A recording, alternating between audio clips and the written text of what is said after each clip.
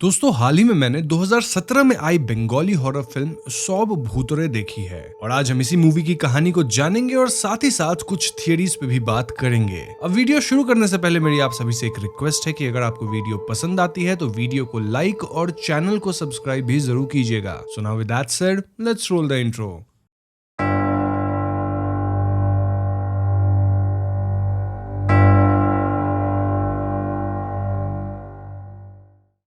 तो मूवी के शुरुआत में हम स्कूल के अंदर कुछ बच्चों को खेलते हुए देखते हैं। तभी स्कूल की बेल बजती है और सारे बच्चे अंदर अपने क्लास में जाने लगते हैं। इन्हीं बच्चों में मिनी नाम की एक छोटी बच्ची भी होती है और वो एक पेपर प्लेन गिरा हुआ देख के रुकती है। उसका फ्रेंड उसे क्लासरूम के अंदर ले जाने की कोशिश करता है, जिस पर इन दोनों के बीच झगड़ा शुरू हो जाता है। तभी वहाँ इनके टीचर आते हैं और दोनों को क्लास के बाहर नील डाउन होने की पनिशमेंट दे देते हैं। बाहर मिनी को वो पेपर प्लेन फिर से दिखता है और वो उसे लेने के लिए भागती है। इनफैक्ट उसका फ्रेंड भी उसके पीछे आता है। तभी स्कूल के एक खाली क्लासरूम से कुछ बच्चों के खेलने की आवाज आती है। ये दोनों बच्चे भी उनके साथ खेलने के लिए वहां पहुंचते हैं, पर ये दोनों जैसे ही रूम में एंटर करते हैं, रूम का डोर खुद ही बंद हो जाता है। रूम बिल्कुल खाली होता है, लेकिन बच्चों के हंसने की आवाजें वहां गूंज रही थी। इंट्रोडक्टरी सीन यहीं पे खत्म हो जाता है। अब अगले सीन में हम अनिकेत नाम के लड़के को कार चलाते हुए देखते हैं कि तभी एक लड़की उसके कार के सामने आके खड़ी हो जाती है। अनिकेत गुस्से में उसे हटने को कहता है, लेकिन वो लड़की कुछ कंफ्यूज्ड लग रही थी। तभी वहां ट्रैफिक पुलिस आ जाता है और पुलिस वाला अनिकेत से ही लाइसेंस मांग बैठता है और यहाँ अनिकेत बताता है कि उसकी गाड़ी नहीं है और वो अभी गाड़ी चलाना सीख ही रहा है,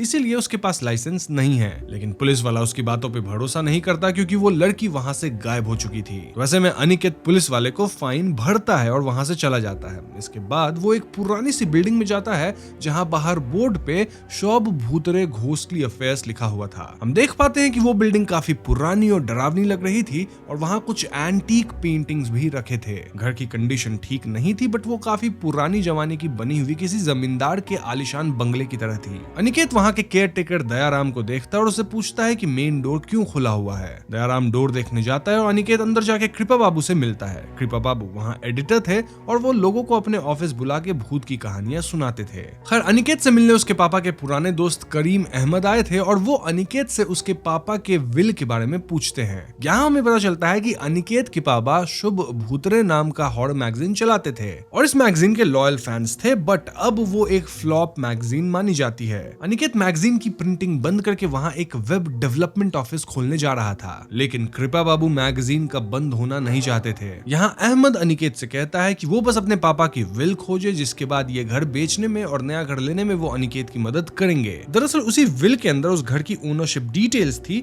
जो जब तक अनिकेत के नाम पे ट्रांसफर नहीं होती वो उस घर को बेच नहीं सकता। अहमद इस घर को खरीद के इसे रीमॉडल करवाना चाहते थे। तभी एक पुरानी फोटो उस पे गिरते गिरते रह जाती है और ये देख के कृपा बाबू कहते हैं कि जो भी इस घर को तोड़ने की या रिकंस्ट्रक्शन करने की इंटेंशन रखता है वो बच नहीं पाता। अब उसके वहां जाते ही अनिकेत और कृपा बाबू में बहस होने लगती है। अनिकेत गुस्सा था कि कृपा बाबू क्लाइंट्स को डरा डरा के भगा देते हैं और कृपा बाबू गुस्सा थे क्योंकि अनिकेत मैगजीन बंद करवाना चाहता था। अनिकेत का मानना था कि भूत प्रेत जैसा कुछ नहीं होता और घर की खराब कंडीशन की मेंटेनेंस उस मैगजीन से नहीं निकल पा रही, इसीलिए वो बेटर फाइनेंशियल ऑप्शंस देखना चाहता है। एंड इट वाज क्लियर कि उसकी लाइफ में फाइनेंशियल इश्यूज थे। लेकिन मैं इस्तेमाल करता हूं बिनोमो ऐप का, जिससे कि सेकेंडरी इनकम करी जा सकती है। बिनोमो एक सेफ और बढ़िया ट्रेडिंग प्लेटफॉर्म है जहां आप ट्रेडिंग करके डेली इनकम कर सकते हो। आप बिनोमो को डिस्क्रिप्शन और पिन्ड कमेंट में दिए गए लिंक पे क्लिक करके डाउनलोड कर लो और यहाँ पे आपको स्क्रीन पे मेरा प्रोमो कोड भी दिख रहा होगा, जिसका इस्तेमाल जरूर करना, क्योंकि इस्तेमाल करके आपको मिलेगा 2x यानी कि डबल बेनिफिट्स। इस ऐप का ट्रेडिंग इंटरफेस कुछ ऐसा दिखता है जहां पे ग्राफ्स ऊपर नीचे जाते रहते हैं और आपको प्रेडिक्ट करना है कि ग्राफ एक्चुअली में कहां जाएगा। अब मैं ट्रेडिंग सिग्नल्स का इस्तेमाल करूंगा ये प्रेडिक्ट करने के लिए कि ग्राफ अप जाएगा या फिर डाउन। सिग्नल्स के हिसाब से मुझे अप पे ट्रेड करना चाहिए, इसीलिए मैं अप चूज करूंगा और देखते हैं क्या होता है।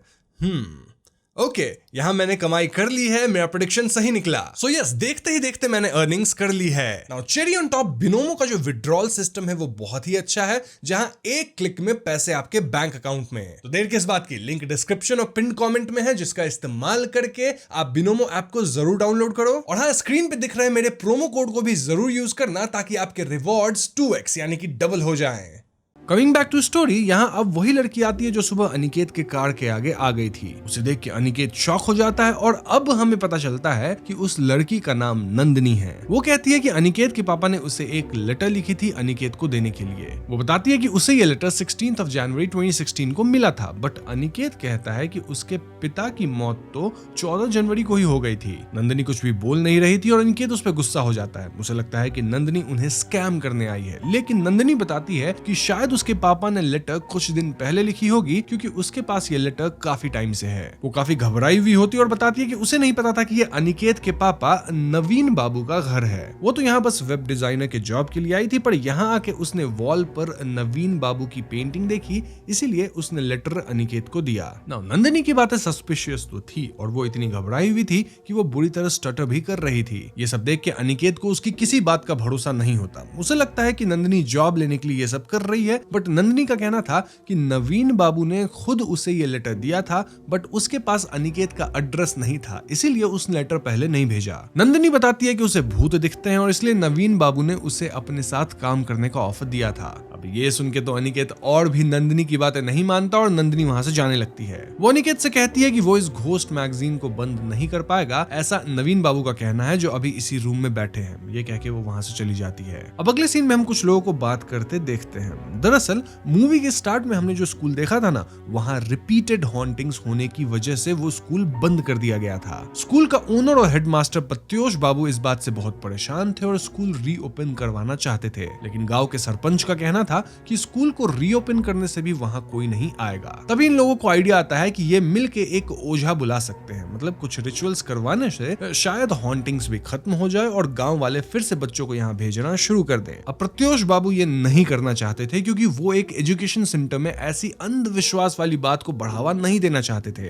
लेकिन सरपंच प्रत्योष बाबू पे प्रेशर डालता है और कहता है कि उसे ऊपर भी जवाब देना पड़ेगा कि आखिर स्कूल इतने दिनों से बंद क्यों है। तभी जोरों की आंधी उठती है और ऐसे में सारे लोग वहां से अपने अपने घर चले जाते हैं। अब उस रात प्रत्योष बाबू अपने घर में रखी मैगजीन शुभ भूतरे देखते हैं और उनके ऑफिस जाने का डिसाइड करते हैं। वहीं मैगजीन ऑफिस के अंदर बारिश की वजह से सारे पुराने मैगजीन्स वगैरह भीग जाते हैं। हम देख पाते हैं कि नंदनी भी वहां कृपा बाबू की हेल्प कर रही होती है और उसे देख अनिकेत बहुत गुस्सा होता है और कृपा बाबू से पूछता है कि वो यहाँ क्या कर रही है, पर वो तो कुछ बहाने बना देते हैं। नाउ नंदनी अनिकेत से पूछती है कि उसे विल मिली कि नहीं। ये सुनकर अनिकेत शॉक्ड रह जाता है और नंदनी उसे विल का एग्जैक्ट लोकेशन बताती है और जब अनिकेत चेक करता है तब वाकई उसे विल वहीं पे मिलती है। अनिकेत कहता है कि वो फाइनली घर बेच पाएगा, बट नंदनी कहती है कि ऐसा नहीं होने वाला। तभी प्रत्योष बाबू वहां कृपा बाबू को ढूंढते हुए आता है। वो अपने स्कूल में हो रही हॉन्टिंग्स के बारे में बताता है और तभी नंदनी को एक बच्ची के हंसने की आवाज आती है। कृपा बाबू उनसे कहते हैं कि वो उनकी स्टोरी पब्लिश कर देंगे, लेकिन प्रत्योष बाबू का कहना था कि उसने सुना था कि वो लोग घोस्ट हंटर्स है, इसीलिए वो यहाँ आया था। इस पे कृपा बाबू वाज लाइक कि वो काम तब होता जब नवीन बाबू जिंदा थे,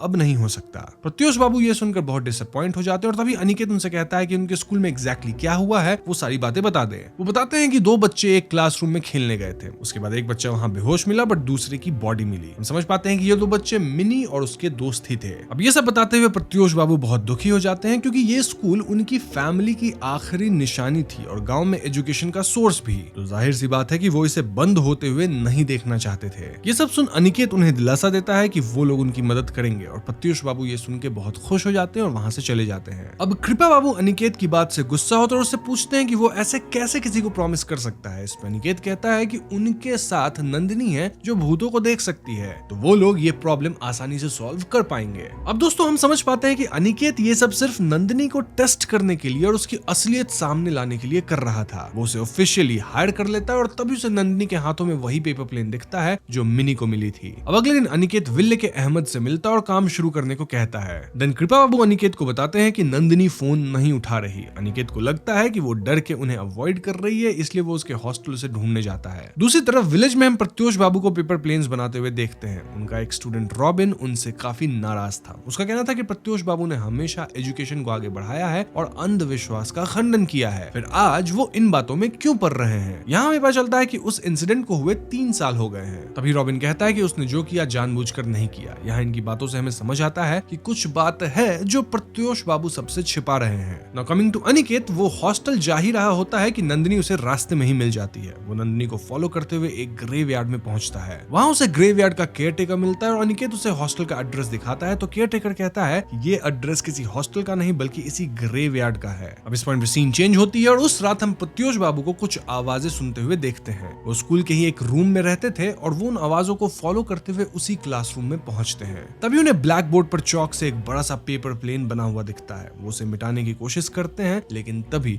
उन्हें कुछ बच्चों के पोएम की आवाज आती है। ऐसे में वो बेहोश हो जाते हैं और उसे मिनी के साथ दूसरे बच्चों के भूत दिखाई देते हैं। दूसरी तरफ अनिकेत कृपा बाबू को लेकर वहीं पहुंचता है जहां से नंदिनी ने उसे पिकअप करने के लिए कहा था। वो एक बार फिर अनिकेत की कार के सामने आ जाती है और वो दोनों उसे कन्फ्रंट करते हैं कि वो कल ऑफिस क्यों नहीं आई। तभी वो ट्रैफिक पुलिस वाला फिर से आ जाता है और अनिकेत को फिर से पे न करना पड़े इसलिए बात वहीं खत्म करके अनिकेत वहां से निकल जाता है। ना बहुत जोरों की बारिश शुरू हो गई थी और तभी नंदिनी अचानक से कार से गायब हो जाती है। ना जैसे ही अनिकेत कार रोकता है तब तक नंदिनी वापस से अपनी सीट पर होती है। अब ये सब देख के अनिकेत काफी कंफ्यूज हो जाता है और तभी वो कहती है कि वो लोग गलत रास्ते पे हैं। वो अपने बैग से वही पेपर प्लेन निकालती है और अनिकेत देखता है कि उस पे गांव तक पहुंचने के डायरेक्शंस बने थे और उसे देखकर लग रहा था जैसे किसी बच्चे ने उन डायरेक्शंस को बनाए हों। खैर ये लोग गांव पहुंचते हैं और कुसुमपुर स्कूल का रास्ता पूछते हैं। गांव वाले अनिकेत को बताते हैं कि कल रात प्रत्योष बाबू की मौत हो गई है। तभी मिनी का भूत नंदिनी के विंडो के पास आती है और नंदिनी उसे फॉलो करने लगती है, लेकिन अनिकेत वहां आके उसे ले जाता है। ना वो सब स्कूल पहुंचते हैं तो वहां काफी भीड़ थी और पुलिस भी आई हुई थी। पुलिस अनिकेत से पूछताछ करती है और वो उन्हें सारी बात बताता है। वो लोग मृत शरीर को देखने जाते हैं और कृपा बाबू अपनी डायरी में सारी बातें रिकॉर्ड करते हैं। अब अनिकेत कुछ फोटोज लेता है। वहीं नंदिनी बार बार कह रही थी कि ये कत्ल नहीं है।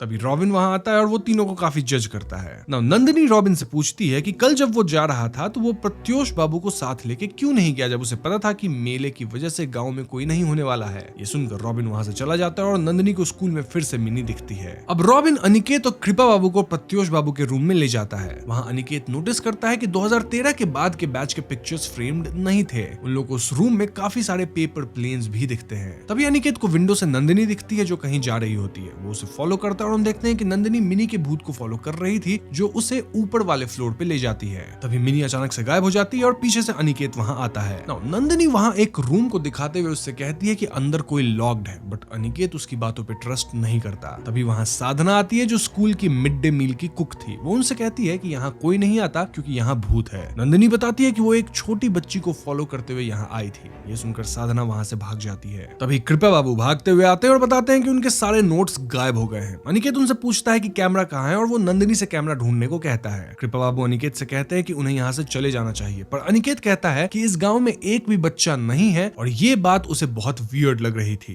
तभी उन दोनों को समझ आता है कि नंदिनी को सच में भूत दिखते हैं। वहां नंदिनी को कैमरा एक क्लास में मिलता है और वो जैसे ही कैमरा उठाती है वहां एक बूढ़ा आदमी आता है और उसे एक बच्ची की मृत शरीर दिखाता है। वो चिल्लाती है, पर जब अनिकेत वहां आता है तब वहां कोई बॉडी नहीं थी, सिर्फ एक आउटलाइन था। खैर तो ये तीनों उस लड़के से मिलने जाते हैं जो उस दिन मिनी के साथ उस रूम में गया था। उसकी माँ बताती है कि उस दिन स्कूल से आने के बाद उसके बेटे को फीवर हो गया था। इनफैक्ट उस दिन के बाद से वो कुछ बोला तक नहीं है। वो ना तो ठीक से खाना खाता है, ना ही उस दिन उसने किसी से कोई बात की है। वो लेडी उन लोगों को मिनी की माँ से मिलाने ले जाती है और यहाँ नंदिनी को समझ आता है कि वो तब से मिनी के भूत को फॉलो कर रही थी। वो वहां से जाने लगती है कि तभी वो छोटा बच्चा उसे रोकता है और उसे कहता है कि वो आपसे बात करना चाहती है। एंड देन वो मिनी की तरफ पॉइंट करता है। नंदिनी डर जाती है और उसकी आवाज सुन के सब वापस आते हैं। उसे समझ नहीं आता कि वो सच कैसे बोले, इसलिए वो बहाना बना देती है। लेकिन अनिकेत उससे अकेले में पूछता है कि उसने क्या देखा। इनफैक्ट अनिकेत यहाँ नंदिनी को फोर्स करके उससे पूछता है कि उसे मिनी कहाँ दिख रही है। नंदिनी उसकी तरफ पॉइंट करती है, पर अनिकेत को वहां कोई नहीं दिखता। दरअसल अनिकेत जब छोटा था तब वो अपने पापा के साथ घोस्ट हंटिंग में जाता था। वो कहता है कि नंदिनी भी वैसे ही बिहेव कर रही है जैसे उसके पापा किया करते थे। वो नंदिनी से कहता है कि अगर उन्हें स्कूल रीओपन करवाना है तो नंदिनी को उस बच्ची से डरने की जगह उससे दोस्ती करनी होगी।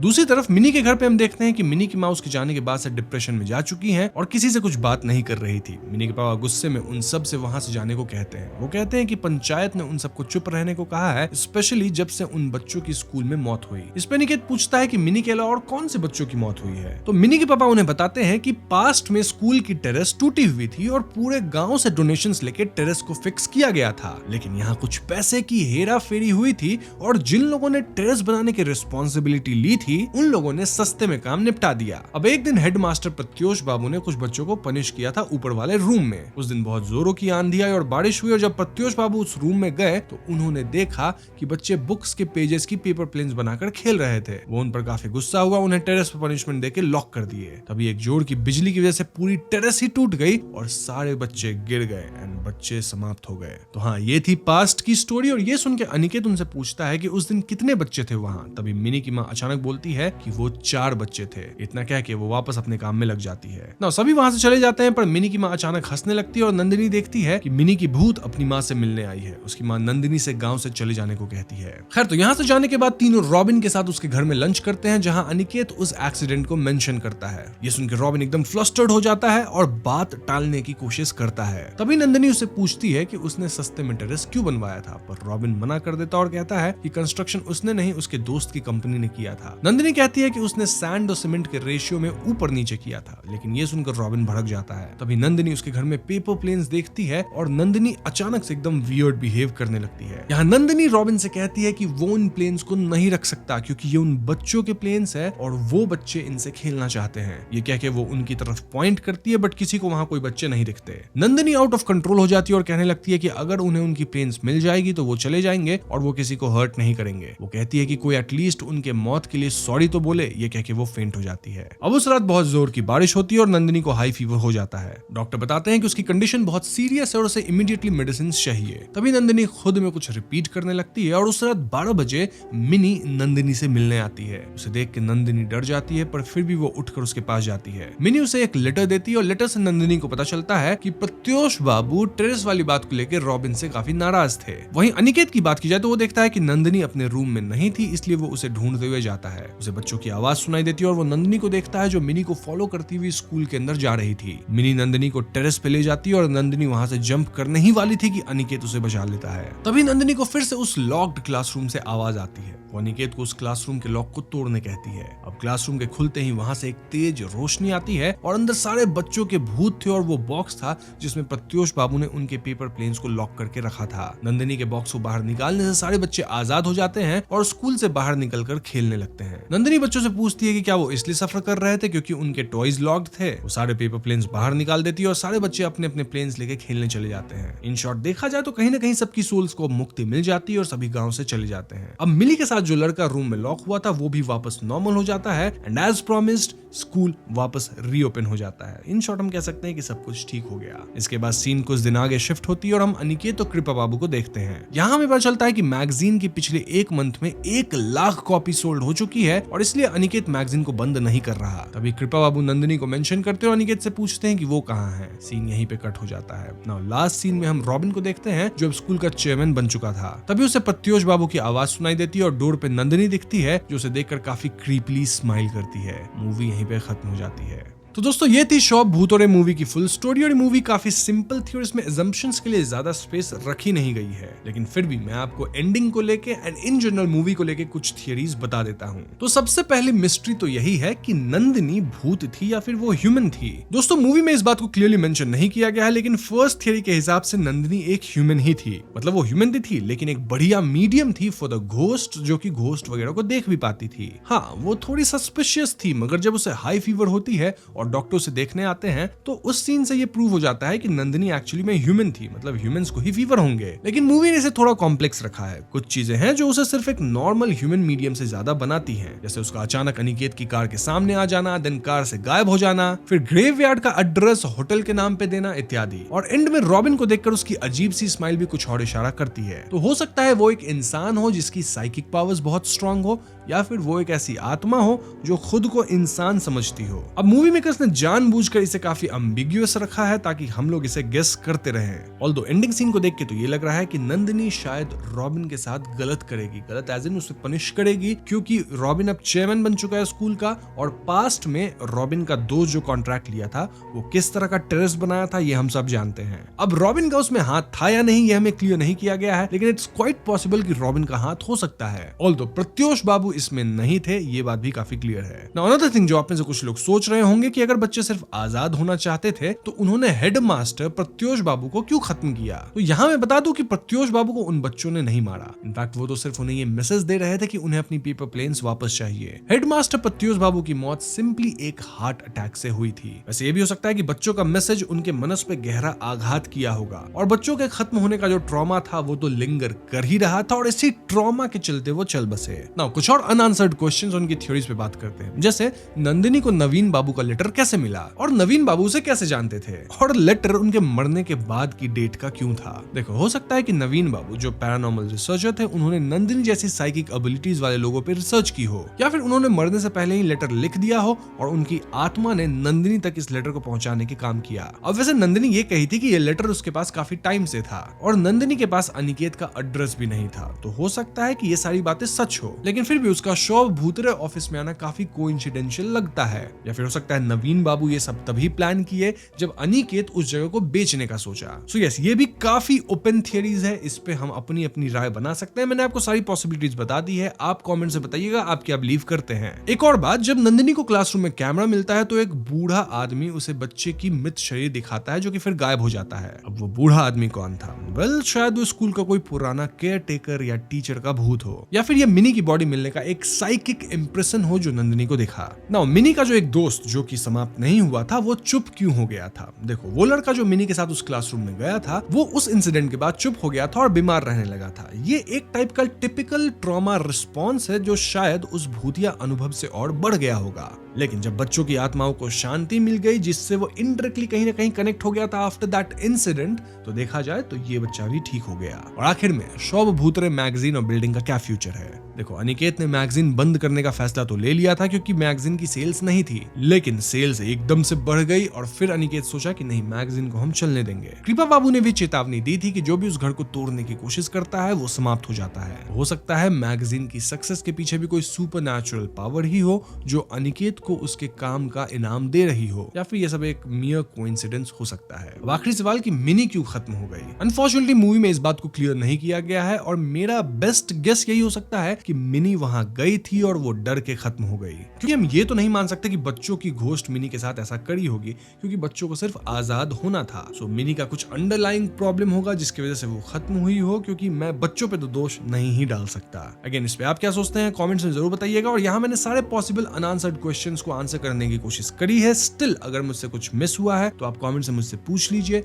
मैं आपको उसका आंसर दे दूंगा। और इसी के साथ वीडियो खत्म होती है। उम्मीद करता हूँ आपको वीडियो पसंद आई होगी। पसंद आई है तो इसे लाइक और शेयर करें, साथ ही चैनल पे नए हैं तो हमें सब्सक्राइब भी कीजिएगा, क्योंकि हम अपने चैनल पे ऐसे वीडियोस लाते रहते हैं। पीस।